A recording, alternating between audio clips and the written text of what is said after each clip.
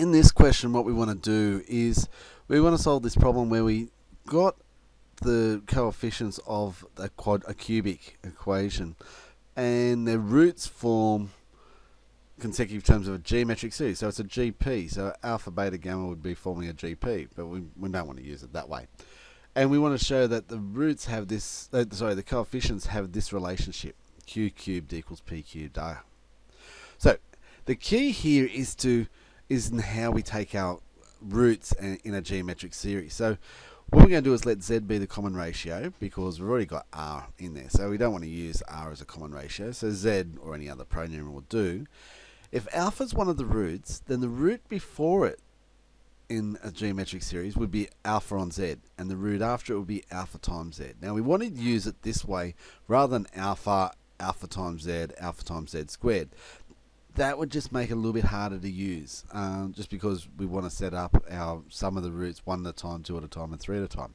So what we want to do is set it up this way. So there's the trick in this one, is to set our equation up this way, and it makes our manipulations much easier. And we'll see why here. Because the first thing we'll do is find our sum of the roots 1 at a time. So alpha on z plus alpha times z is minus p, which would give us, with a factorisation of alpha and a division by alpha, is 1 on z plus 1 plus z.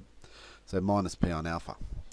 Next, we want to do the product of the roots. So alpha on z times alpha times alpha times alpha times z would be minus r. Now the z's cancel, so it gives us alpha cubed is equal to minus r, or alpha is equal to negative cube root of r. So it leaves us with the sum of the roots 2 at a time. So if we do that, we get this manipulation of alpha squared on z plus alpha squared times z. So, and that's going to be equal to q. There's C on A. So we've got that. So now when we do factorise the alpha squared out, gives us the 1 on z plus 1 plus z, which we had equal to minus p on alpha. So there's now a relationship linking p and q, which is nice. We can start to cancel the alpha with the alpha squared. This gives us an alpha there. And then we can do a manipulation where we will sub in minus cube root of r. Now, alpha times the minus p, so that's minus cube root of r times minus p, all the negatives cancel. And then if we cube every term, so that would give us r, the p would be cubed, the q would get cubed, and we're at our result that we wanted to show. So there we go. The keys here are to get our manipulations where we get the sum of the roots 1 at a time, 2 at a time, 3 at a time. And also the trick here is to set up a geometric series to be alpha on z plus alpha time, and then alpha times z. So if you set it up that way, it makes life a lot easier to solve these questions. So solving the next one, we've got roots alpha, beta, gamma, and they're in geometric, and the roots are in geometric series. So we're told that these are in a geometric series, and show that b squared is equal to alpha times gamma. So if we do that, we get beta on alpha should be equal to gamma on beta. So there's our beta squared times equals alpha gamma. Write down the value of alpha, beta, gamma. Well, the product of the roots would be 27. And then we can go the sum of the roots 2 at a time, sum of the roots 1 at a time. And that's going to help us to do this part, alpha, beta, gamma there. So if we go through and do that and use those, we know that from alpha, because alpha, beta, gamma is equal to 27, and alpha, gamma is equal to b squared, then beta cubed would be equal to 27, or beta would be 3. So there's one root. We got a root there.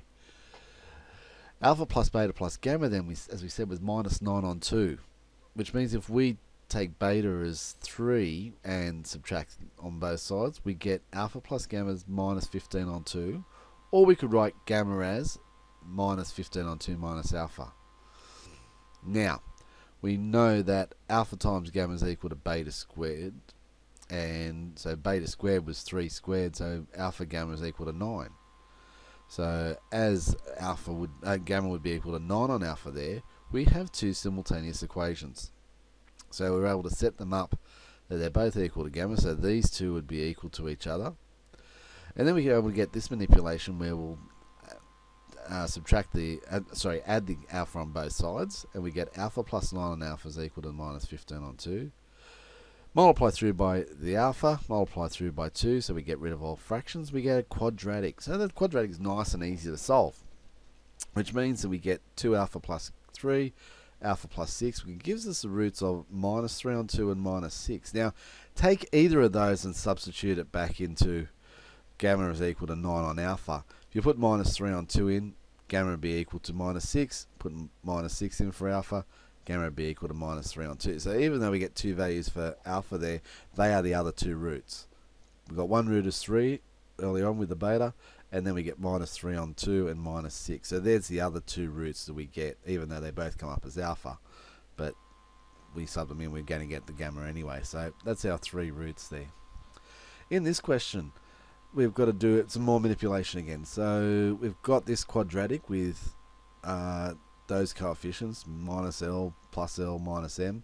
And we're told it has roots that, two of them obviously are reciprocals of each other. So alpha, 1 on alpha, and the third one is beta. So the first part, the way we go around about solving things like this, like in part 2, would be to do exactly what it asks us to do in part 1. Get those three relationships that exist.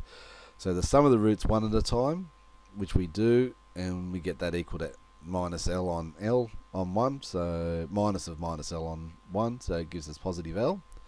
Then we get the sum of the roots 2 at a time, and that would be equal to L on 1. So, and notice when we do that, the alpha times 1 on alpha gives us 1, because they're reciprocals. And we get alpha beta, 1 on alpha times beta, so we get the left hand side, and we've subtracted 1 on the right to the right hand side. And then we get the product of the, and then we've done a manipulation here where we've got the beta out. So beta outside of alpha plus 1 on alpha. So then the third manipulation would be to get the product of the roots. So alpha times 1 on alpha times beta. Again, alpha times 1 on alpha cancels each other out nicely. So beta is equal to M. There's our three relationships.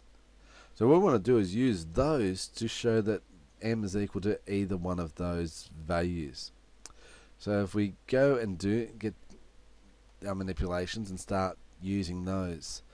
So we substitute beta in for M into these equations. So the beta becomes M there, and so we're able to get this equation. So 1 on alpha, and alpha time plus 1 on alpha plus M is equal to L, which means alpha plus 1 on alpha is equal to L minus M. So we can do that substitution from that one into there, and we get this equation here, which means we're going to get a quadratic in M. Now, if you look at our answers, we want to show that situation, which is hinting that M has two values in an equation, which means, okay, M would be a quadratic. So what we're going to do is get everything across there. We've got our A being 1, B being minus L, and C being L minus 1.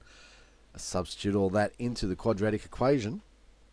Start to manipulate it down, so expand it out. We get a nice perfect square there, which allows us to cancel the square root. So we get L plus L minus 2, which gives us 2L minus 2 over 2. So the 2's cancel, gives us L minus 1. And we get the L minus 2 over 2, which the L's will subtract there, gives us a positive 2 over 2, which gives us 1. So there we go. It works out nicely that we get that solution of what it wanted us to do. So all by manipulating. Remember all these ones, even when we did 2 unit, it was all a manipulation of those equations to the sum of the roots or the product of the roots. Now we're just adding in the sum of the roots 2 at a time, or if we've got a quadratic equation, sum of the roots 3 at a time, and then the 4 at a time, which is the product of the roots, to use as our manipulations to get relationships, and then start applying some algebra equations and expressions to get to our required results.